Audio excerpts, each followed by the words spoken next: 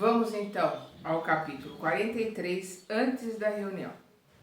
Os preparativos espirituais para a reunião eram ativos e complexos. Chegamos de regresso à residência de Dona Isabel quando faltavam poucos minutos para as 18 horas e já o salão estava repleto de trabalhadores em movimento. Observando com estranheza determinadas operações, fiz algumas perguntas ao nosso orientador, que me esclareceu com bondade. Realizar uma sessão de trabalhos espirituais eficientes não é coisa tão simples.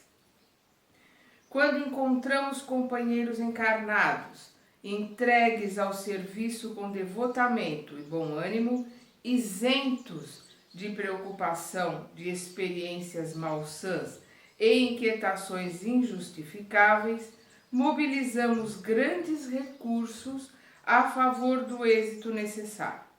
Claro que não podemos auxiliar atividades infantis nesse terreno. Quem não deseje cuidar de semelhantes obrigações com a seriedade devida, poderá esperar fatalmente pelos espíritos menos sérios, porquanto a morte física não significa renovação para quem não procurou renovar-se. Então, o que ele está colocando aqui é a responsabilidade dos encarnados em relação a uma sessão mediúnica, de se prepararem, de estudarem, de estarem trabalhando na sua reforma íntima, de estarem participando de grupos de estudos, seguindo um grupo de estudos. Quanto mais avançado o grupo de estudo, mais preparado o médium vai estar para os trabalhos. A preparação com o pensamento, os sentimentos, se manter no vigiar e orar, a preocupação com a alimentação, quer dizer, é todo um preparativo. O plano espiritual trabalha para a limpeza, para os preparativos para a parte espiritual. E o encarnado tem a sua responsabilidade, tem que ter comprometimento, senão o que ele vai atrair vão ser espíritos menos preparados, ou espíritos zombeteiros, espíritos infantilizados, que nem sabem o que estão fazendo. Quer dizer, vai juntar dois cegos, né? Um cego guiando outro cego, não vai dar nada certo. Onde se reúnam almas levianas, aí estará igualmente a leviandade. Então, não se preparar, não cuidar para um trabalho mediúnico é leviandade, e vai se reunir com espíritos levianos iguais. No caso de Isabel, porém, há que lhe auxiliar o esforço edificante. Em todos os setores evolutivos, é natural que o trabalhador sincero e eficiente receba recursos sempre mais vastos. Onde se encontre a atividade do bem, permanecerá a colaboração espiritual de ordem superior. Calara-se o bondoso amigo. Continuei reparando as laboriosas atividades de alguns irmãos que dividiam a sala, de modo singular, utilizando longas faixas fluídicas. Aniceto veio em socorro da minha perplexidade, explicando atencioso. Estes amigos estão promovendo a obra de preservação e vigilância. Serão trazidas aos trabalhos de hoje algumas dezenas de sofredores e torna-se imprescindível limitar-lhes a zona de influenciação neste templo familiar.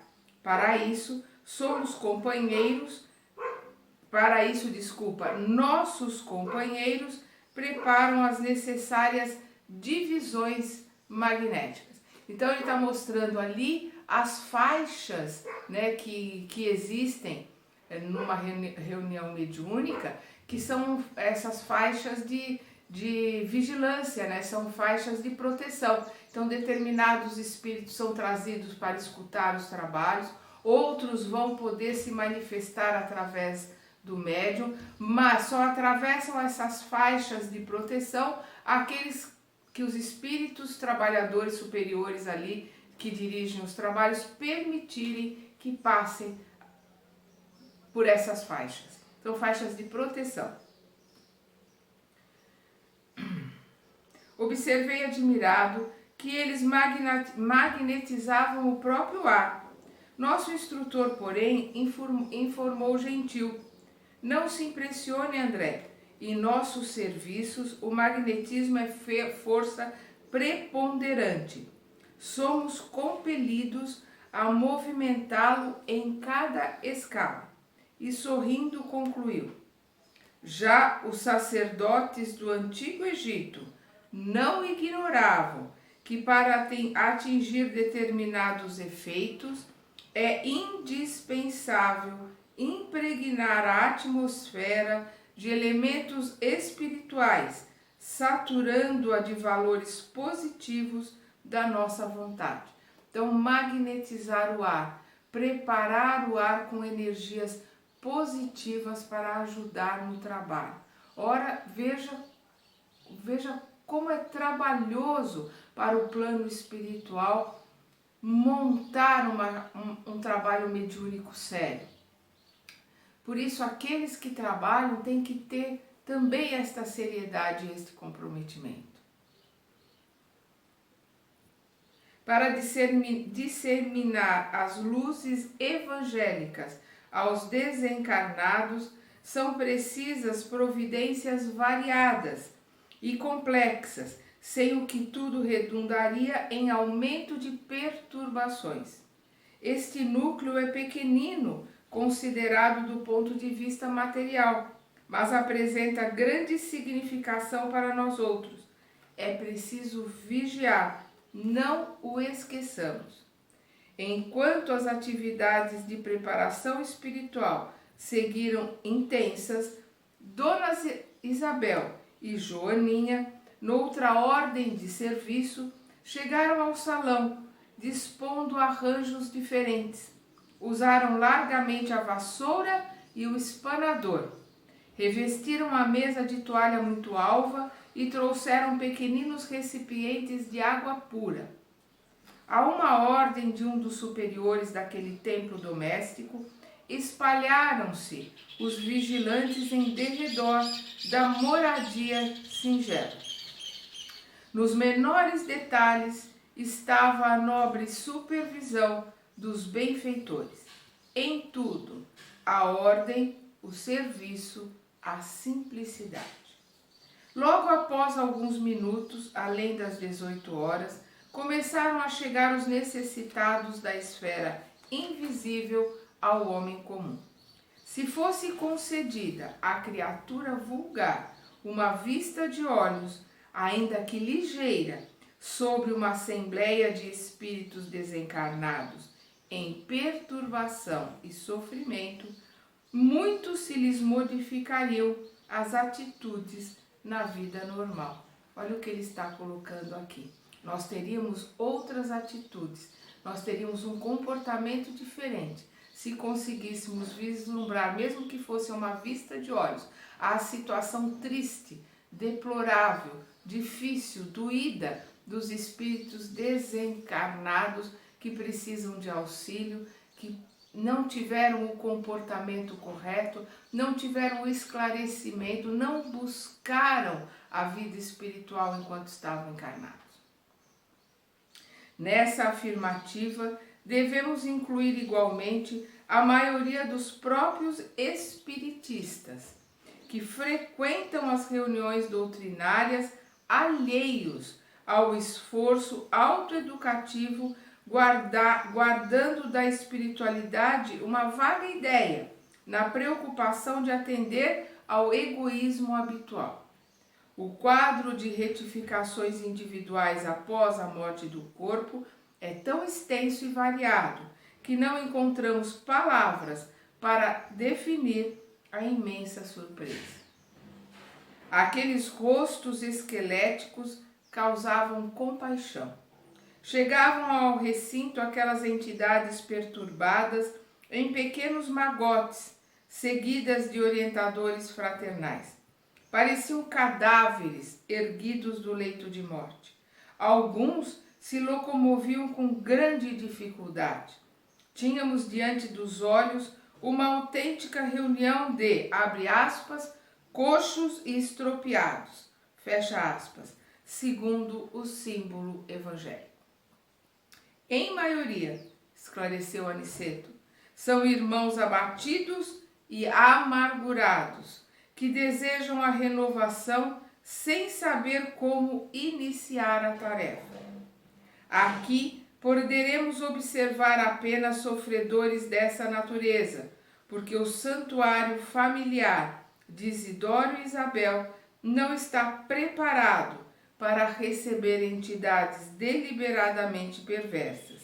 Cada agrupamento tem seus fins. Então, o que ele está colocando ali, que são espíritos estrupiados, são espíritos que precisam de ajuda, mas ali, por ser a residência da Isabel, eles não têm como trabalhar com irmãos perversos, irmãos que precisam de mais ajuda do plano espiritual e de mais proteção em relação à casa. Ali eles estavam trabalhando com irmãos necessitados de ajuda, mas não perversos, não irmãos ligados às forças do mal, irmãos perdidos, né, desorientados.